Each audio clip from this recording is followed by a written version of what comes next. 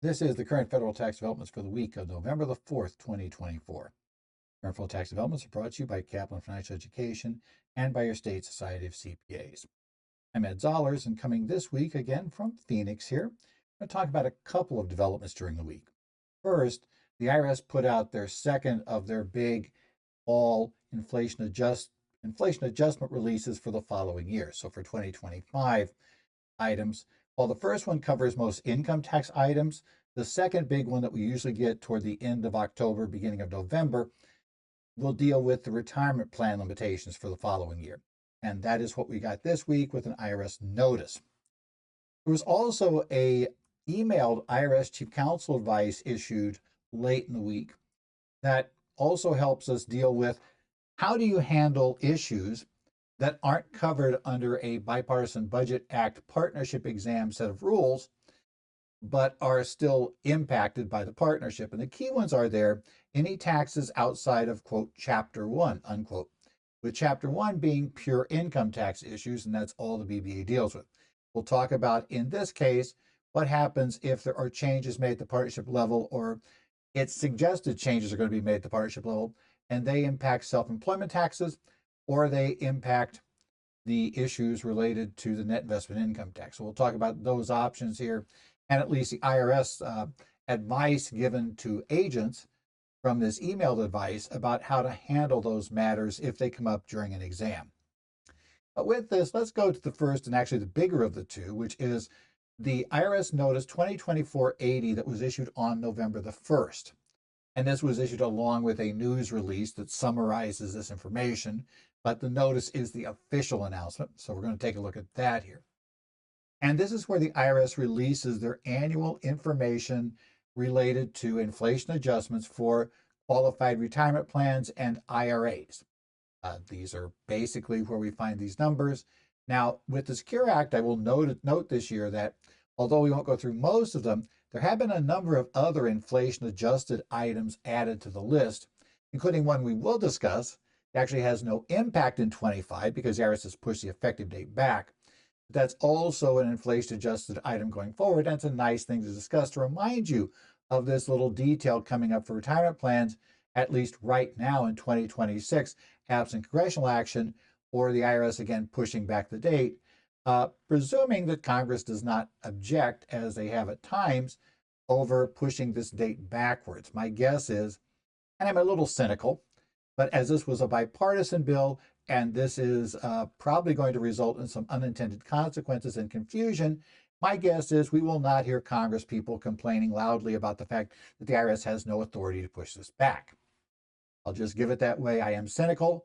In essence, if nobody gains by complaining about that, Congress can become incredibly quiet about the issue, even if they're not going to be so quiet if they think the other party is gaining by what Congress is doing. So we'll just phrase it that way. Yes, I am that cynical. Gang, I've been around a while here in taxes. I kind of know how Congress works on these things. So let's start with our first big change, the maximum deferral, because this is what usually gets the headlines, under Section 402G3.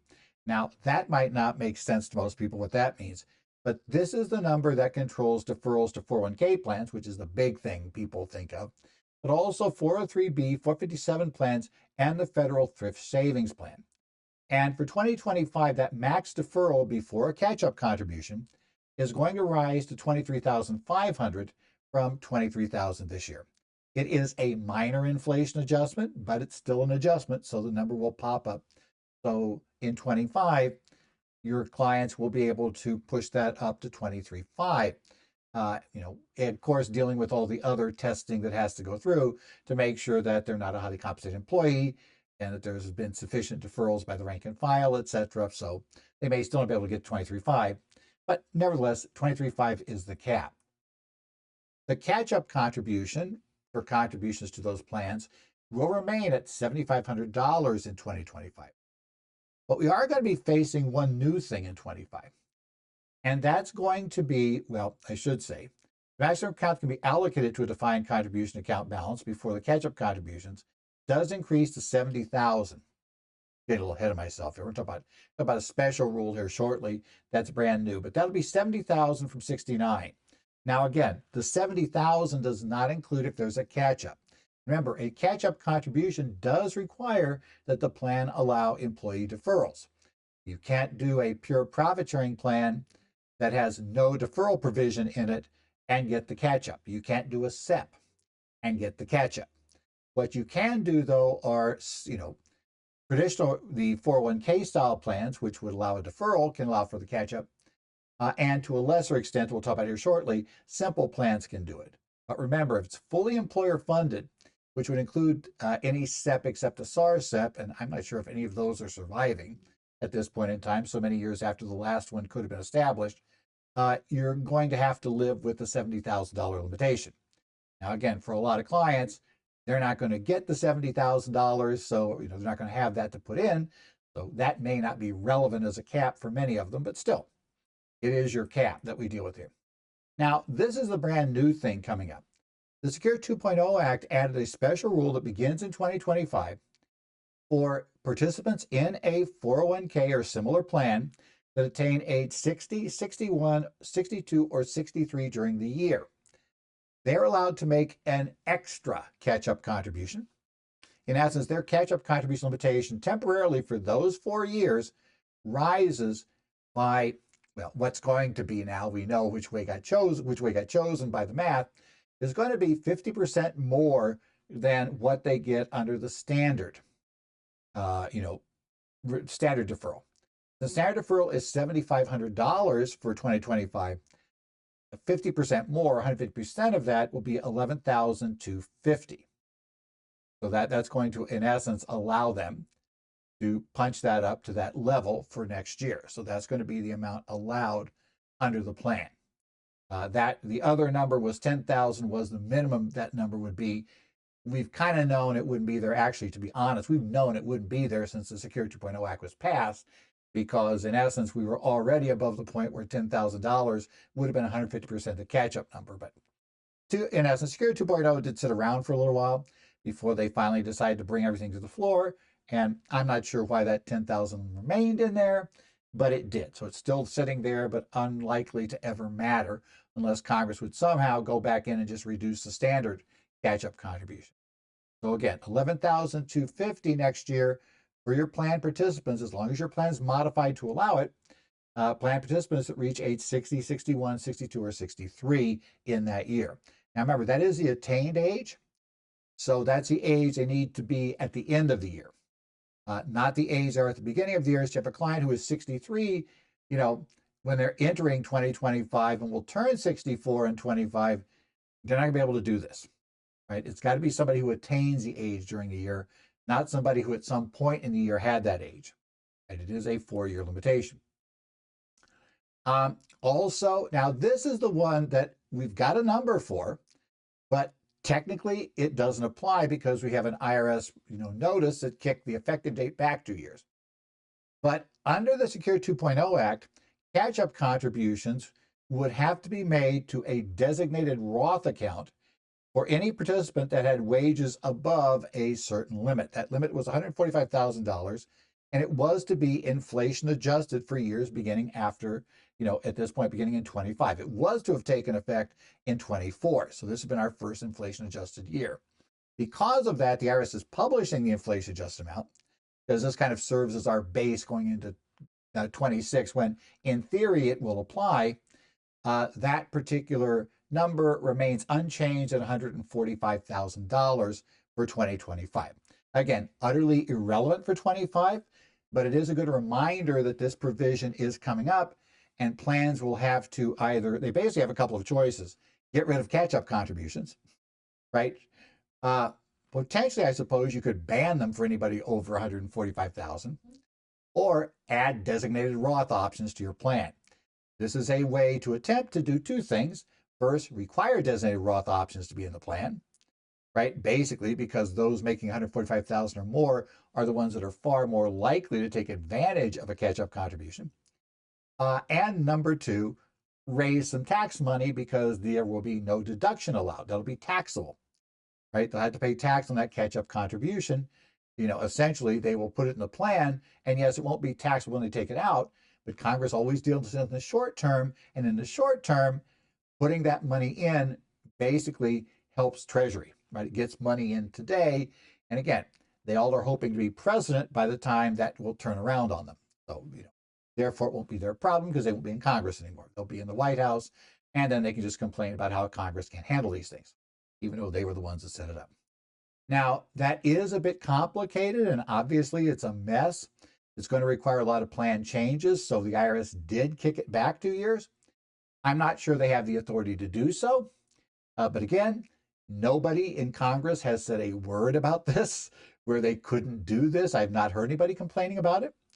And as I said, the mere fact that it was passed with overwhelmingly bipartisan votes means that nobody in Congress wants to actually force this into play and then have to explain why they voted for it if things don't go well. So again, I do not expect, and I've not seen complaints. In theory, you could sue and force this, I guess, or try to force it.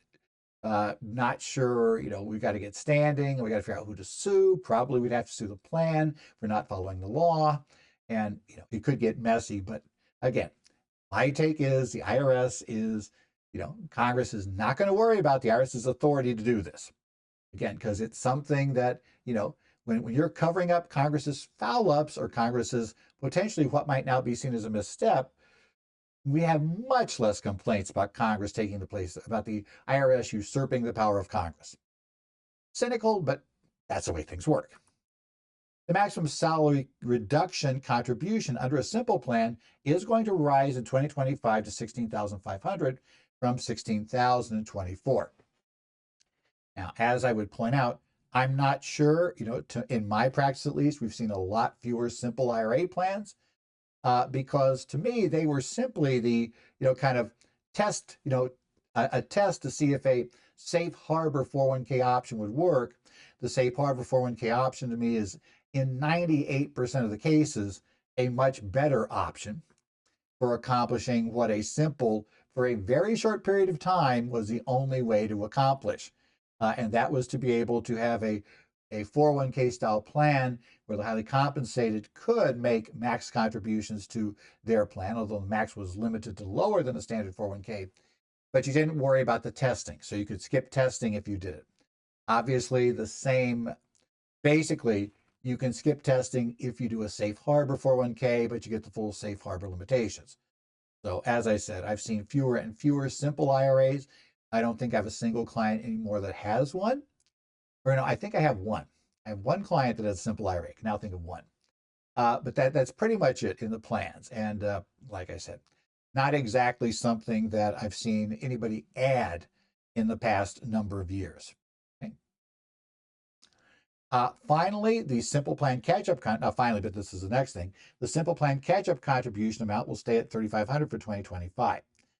A simple plan also gets that enhanced contribution rule for amounts for catch-ups for those 4 years, same 4 years. You attain age 60, 61, 62, or 63 in 2025.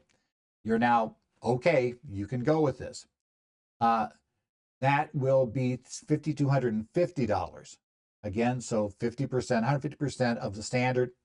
So they could do $5,250 into their simple IRA accounts next year. So again, assuming now you've adopted, remember, you probably need to update your simple IRA plan. I believe the IRS has revised versions available. If you did the standard IRA plan, if you did a plan that was specific to a specific brokerage, sometimes people do, and the brokerage will say, hey, it's great, because of course, normally it requires you to stay with the brokerage. But, one of those deals, make sure your simple IRA plan is updated. And I realize that a lot of clients may have no idea what plan. But you still need a plan. This is just like the traditional plans. There is a simplified version. There is a version the IRS will publish that you can use, but you still have to have that in your file. So we have to have that plan on exam. An agent will ask to see that plan. So it'd be really nice to have it adopted, signed, and in your files now, as opposed to, suddenly creating one out of the blue and then discovering that the IRS is able to determine that the plan document you used, was not in existence on the date you claimed you adopted it. So just get it together, get it done right. Next up, we're going to see an additional, the maximum amount of compensation taken into account for a defined contribution plan will be $350,000 in 2025. That's up from $345,000 in 2024. This really impacts you primarily for the rank and file versus the highly compensated who is above this limitation. What ends up happening is that you'll most often in a plan where you're mainly concerned with the tax benefit for the owner, you'll dial in the contribution to be effectively, in this case, 20%, since that would get you to the 70,000, potentially lower if it's a 401k, and the owner is going to be willing to defer. And then that would determine what your percentage is going to be for all the rank and file. How much you can use for that purpose is limited because otherwise, if somebody, let's say, had $2 million of compensation, the percentage needed to get to 70,000 is much lower, and that would restrict how much went to the rank and file. This is meant to ensure the rank and file get up to a certain level. It's become less important than it was back before the Pension Act of 2006, which goes way back now, because previous to that, basically the employer, any sort of deferral was considered, it really didn't work well for 401k plans and everything. There were lots of issues that caused problems for small, closely held plans that were just kind of messy. But now, since we, essentially are able to max out profit sharing plans, and we don't need to have these money purchase plans lying around to get to the maximum, and 401ks with safe harbors probably work as well as anything, even for the tax-driven plans, except for the fact that you pay FICA on the 401k deferral, which you wouldn't end up paying, or self-employment. You would pay self-employment regardless. The FICA on the deferral, that does indicate or make it basically somewhat preferable to a pure profit sharing contribution if you just have an owner in there, as opposed to having to rely on the 401k. And obviously at $350,000, you can use 20% of compensation, get to 70. So it's a one owner entity, you got at least $350,000. Or for qualified for a sole proprietorship, that number would go a little bit higher. But again, there it's not as much of an advantage to skip the 401k portion of it. Let's say in a S corporation where the owner is going to take over $350,000 in salary, yeah, you can get there with just 20%. So that's all you need to do. The compensation threshold, not maximum, but the compensation threshold, which means if an employee has had this much compensation 3 of the past 5 years, that you have to contribute to their SEP account if you're making SEP contributions for the year, that number remains at $750, basically. So if they have 3 prior years where they've basically had $750, then you've got to cover them under your SEP plan if you are, if they're otherwise qualified. So, they meet the age requirements and everything specified in your document. You're allowed, you're going to have to cover them at $750. That again, that's risen some over the years, but this year there was not enough inflation adjustment to bring the number up. The maximum annual benefit under a defined benefit plan that you can fund for, again, it's 100% of a maximum 3 years compensation, as I remember, the highest 3, or it is, if less, $280,000 for 2025, $275,000 in 2024. Remember, a defined benefit plan is not so much impacted by how much basically it is not limited by how much can go in your account. It's limited by how much of a benefit you can fund for. And so the higher benefit you can fund for, and the older the person is, the more money goes in the account, goes in the plan to fund that benefit. Inversely, the younger somebody is and the less they make, the less goes in the account. So the maximum benefit you can fund for is at $280,000 at this point. This is also where we get all the special IRA adjustments every year. And that's true this year.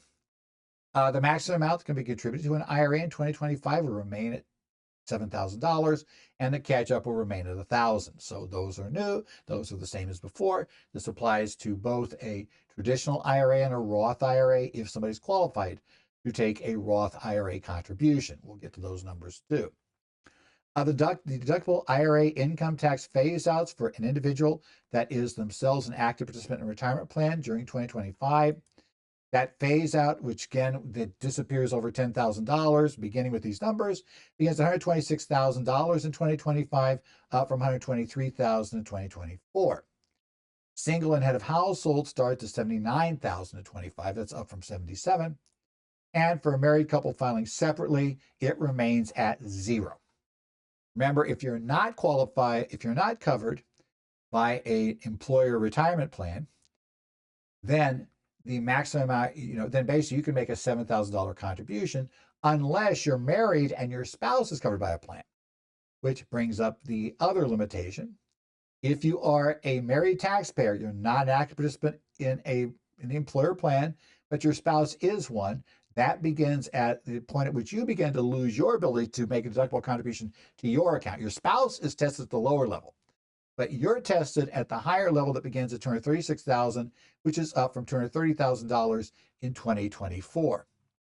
So again, that's where your testing begins phasing out. And we convert things to non-deductible contributions in a traditional IRA. Coincidentally, that's also, as we'll discover, the level at which you can't make a Roth contribution anymore. So, the two get together. Generally, a Roth contribution is preferable to a non-deductible traditional contribution for the simple reason that neither gets you a current deduction, but the Roth means the earnings aren't taxable. So generally, we would prefer a Roth if we can. Okay, that's basically the way it would work. A Roth would be a non-deductible traditional. Now, the Roth IRA phase-out begins for a married couple filing a joint return or a qualified widow or widower at $236,000 for 2025, up from $230,000. For a single or head of house individual, it begins at $150,000, which is up from $146,000. And as always, married filing separately, we're not going to let you do this, essentially. It's going to start each one's phase out at 0. So very quickly, it's going to disappear. So essentially, your phase out is gone beginning at that 0 level. The phase out starts, so by the time you get to $10,000 of income on your married filing separate return, you won't be able to make a Roth contribution. At $10,000 of income, those aren't the people normally making Roth contribution. We'll just put it that way. Because again, it's a trade-off since I need earned income in order to make the contribution, but I need $7,000 of earned income for me to do it. But it gets weird. The phase outs don't work well married filing separate. We'll put it that way. Now, don't forget, the easiest way around this limitation, if somebody does not have a traditional IRA account, you cannot have one because this really doesn't work well if you do, because of the rule that basically requires you to recover basis from a traditional IRA account ratably by looking at the basis in the account compared to the balance of the account. If you've got a $200,000 traditional IRA, it works per se, but it does not give you the tax advantage that most people consider necessary to say it works. And that would be to make a contribution, non-deductible IRA contribution, because you always can make those. Make that to the IRA account, then turn around and convert that traditional IRA account to a Roth, because there is no income cap on conversions. Now, the theory of that is, with nothing else in the person's IRA accounts, they have no other IRA accounts, traditional IRA accounts, that their basis would be, let's say, $7,000. Let's say they went in no catch-up. Their basis is $7,000. The amount being converted is $7,000, maybe $7,052 from interest. So it'd be a very minor income component. And that means effectively they could just move that $7,000 into their Roth IRA, but they have to go through the intermediate steps. The IRS many years ago agrees that works. Mechanically, the code, it's very, if the clear language of the code says this is how it works, it's how it works. And they admit the clear language allows you to do it. So they'll say, yeah, you can do it. But do keep in mind that if you have an existing IRA, traditional IRA, things are going to go badly because most likely you'll put $7,000 in, but when you take the $7,000 out, only a very minor part of that $7,000 is going to be considered basis, and most of the rest will be considered a transfer of earnings, which means you will have to not only have paid tax on that $7,000, putting it into the regular IRA, but you're going to pay tax on it again, effectively coming out of this, because a lot of that basis is going to stay in the original IRA. So the traditional IRA, so that's your problem. Why the backdoor Roth, which is the term by which everybody refers to this, the backdoor Roth contribution is not effective unless you can clear out the regular IRA accounts. Now that can be done if you have the ability to do so by rolling them into an employer plan, so it's all sitting inside employer plans, or doing other things to clear that out. Or if you've done a complete Roth conversion of the regular, that also would open up the backdoor Roths going forward. But it's not so great if you're sitting there with a large IRA account currently and you don't want to convert that to Roth, pay at that tax amount.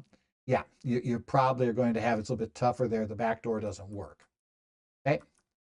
The qualified charitable contribution limit for transfers from an IRA account, right, to a charity, directly to a charity, will increase to $108,000 for 2025 from $105,000 it was in 2024.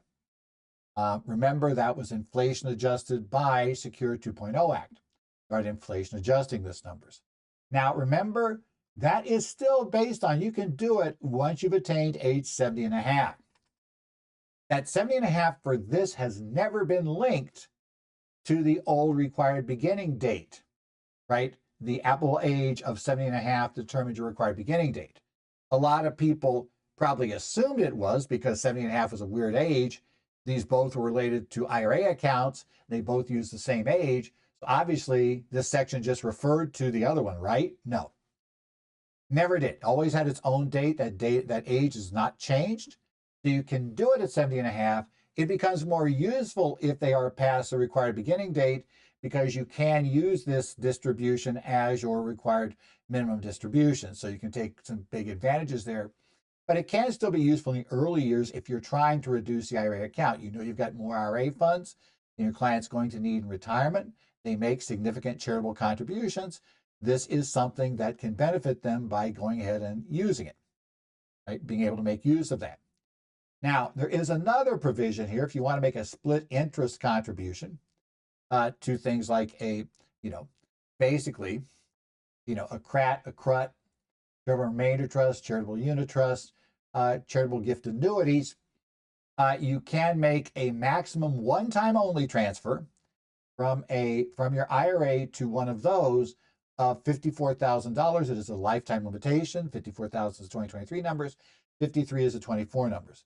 My only problem with that is it's probably not very useful if you're going to try to get your own CRAT or CRUT funded, and these are your funds. It's for me, it's always been really difficult to justify a CRAT or CRUT unless we can get about $1 million in there. And with a CRAT, we're going to be limited to the one-time funding rule. We can only do it once, so that's going to be a really small CRAT. Can't see how that ever works. With a CRUT, in theory, we could use this in other funds to make it work, but then it's kind of like a minor amount compared to what we really need to get in there.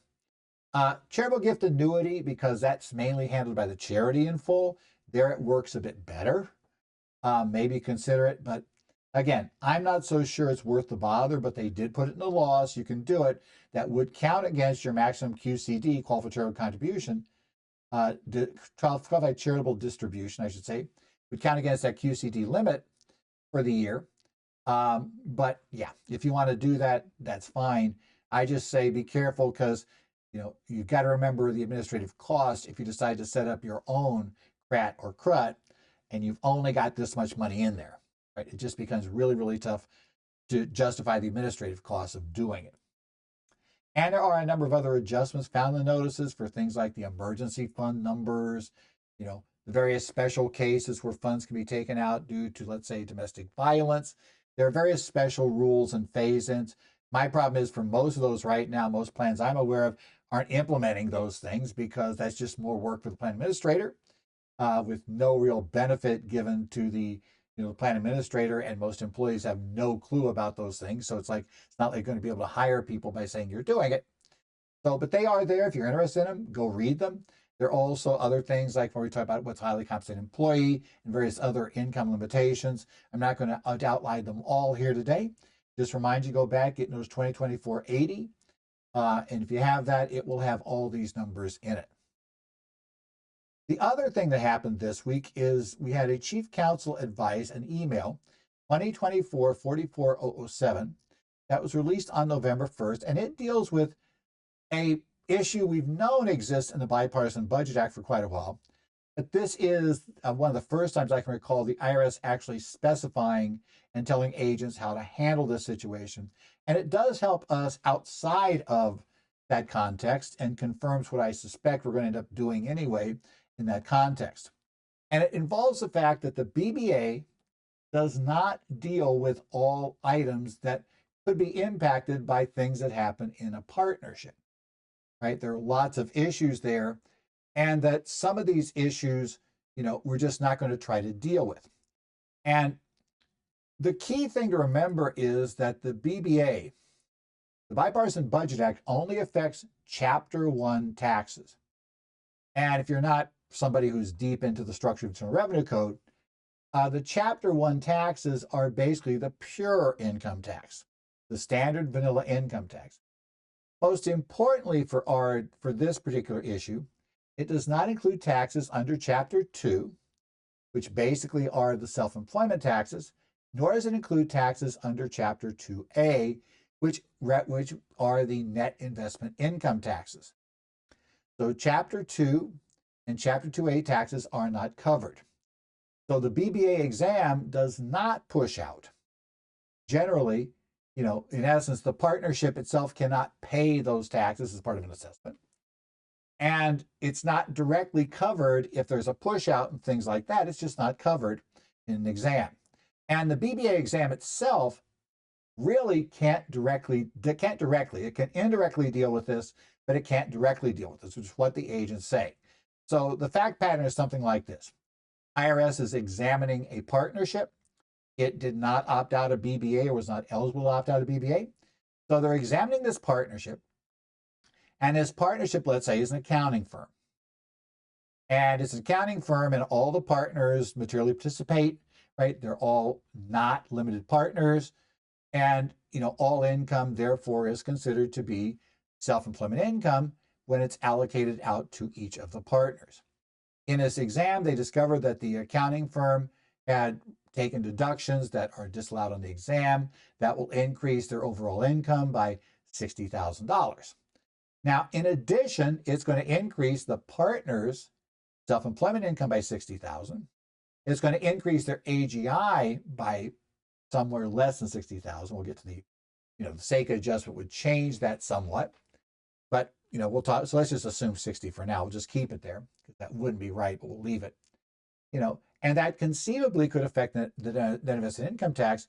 And for any partnership, even if it wasn't one, maybe everybody, most affected people are limited partners, it would still potentially have a net investment income tax impact if the partnership itself has investment income.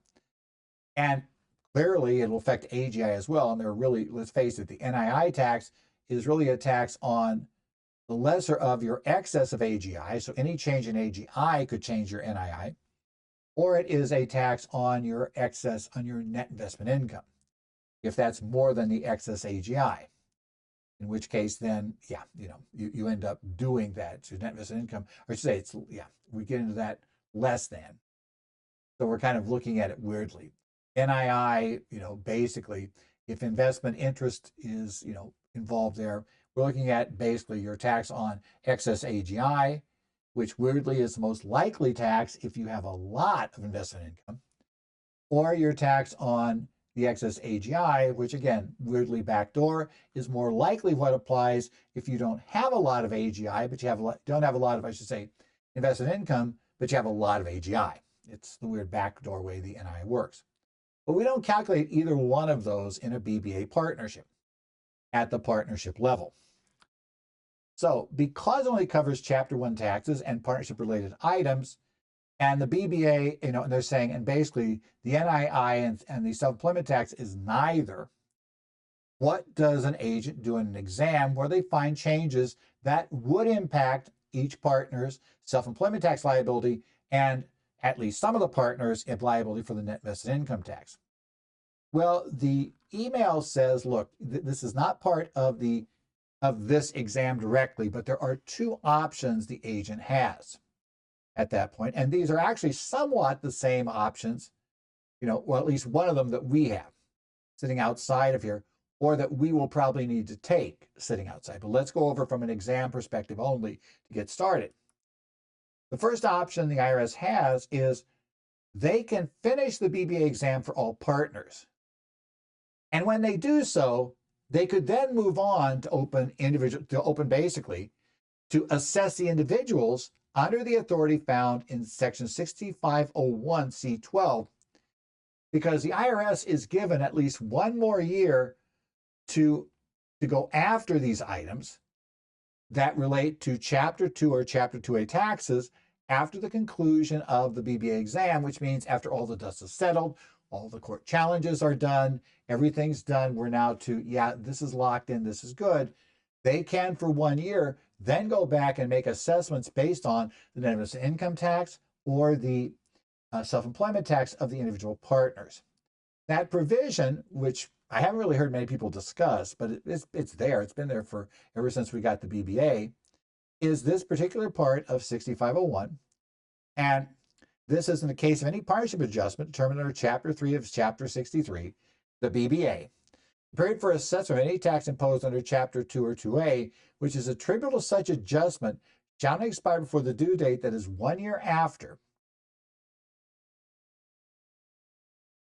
In the case of an adjustment pursuant to the decision of a court in a proceeding brought under, where you've challenged it in court, the BBA, the BBA assessment, you've gone to tax court to challenge it.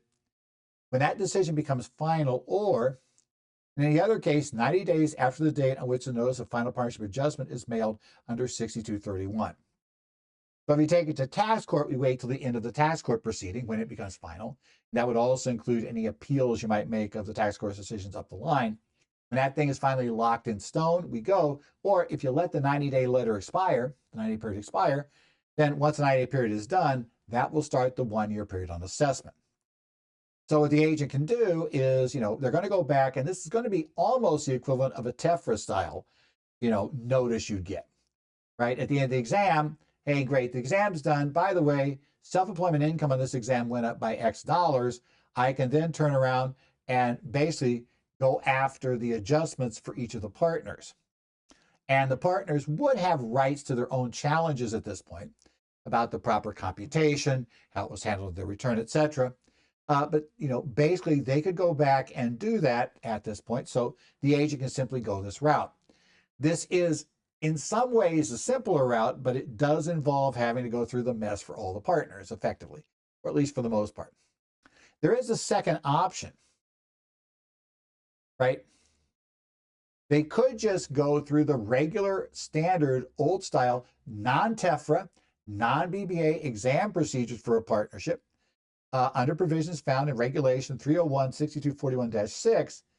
But if they do that, they have to open individual exams on each partner. That is, they can examine this without necessarily having examined the partnership under the BBA rules. They can come back and make an assessment on this by doing a partner exam. Now, their problem with the second option, aside from having to open and examine everybody, is they have a separate statute. This statute would not be extended by the BBA exam that was going through. So they have to get this before the individual partners statute expired.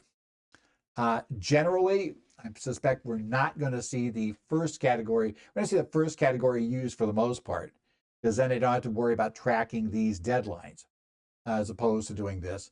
But it is conceivable they could start a BBA exam, decide the only major adjustment would be getting NII adjustments for maybe one partner. And as long as they're within the time frame, then they really could convert over and go down this path and just say, yeah, our only real adjustment is this. And conceivably, if they had no adjustment in the exam that qualified as a partnership-related item, they could theoretically be forced to go this route anyway. Now, where this impacts us, remember, the BBA rules deal with exams, but they also deal with any changes made to the return after the original return. And remember, original return does include, if you have a superseding return, that counts as your original return. So after the last day for superseding returns, our options are generally to go through the administrative adjustment request, and along with a push out, or we just pay the tax due. If we're going down that route, then we're still going to have to, for purposes of making adjustments to the NII or self-employment income for a partner, we're going to have to still go the old traditional route of adjusting the partnership and officially amending the return to deal with the Chapter 2 items and Chapter 2A items. And then individual partners would then file their own amended returns and pay the tax. There is no option to have the partnership pay the Chapter 2 or 2A items because BBA doesn't cover that. Basically, the partners have to pay their own under this theory. So just in case, remember that the BBA exam, if you get into one, does not cover Chapter 2 and Chapter 2A. So be aware if there's Chapter 2 or Chapter 2A exposure and warn your partners, because they might think, well, they've been told all of this, the partnership's going to pay all the tax. That's not going to be true about 2 or 2A. There'll be no option for the partnership to pay that tax. The individual partner will have to take care of it if the IRS takes the next step necessary to bring this outside, to basically take the exam results and within that year, go ahead and do an individual assessment of additional NII or additional self-employment tax against the individual partners. That'll be your key. So this has been the tax update, the current federal tax developments for the week of November the 4th of 2024. As always, this is brought to you by Kaplan Financial Education and your state society of CPAs. If you have any questions, my email address, edzollers@currentfederaltaxdevelopments.com. I try to look in there every so often. As well, you can follow me on the Connect sites that are run by Arizona's Society of CPAs, New Jersey's Society of CPAs. I take a look inside Minnesota's, Idaho's, Illinois', and take a look around those. So that's a place to go. And like I said, I always do recommend people use those to the extent that their state society sites are active in that area, because it is absolutely the best place normally to get any guidance on state-specific tax matters, because obviously most rest of the country concentrates on federal, because it's fine. Federal stuff applies to everyone. That's a lot more people who basically will be able to give comment on a federal issue.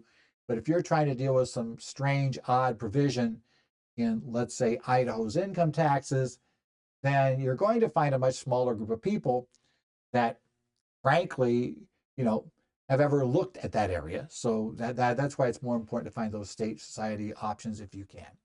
But otherwise, we look forward to this. I hope to see you all back here next week when we'll come up with the next week's version of what's happening in current federal tax developments.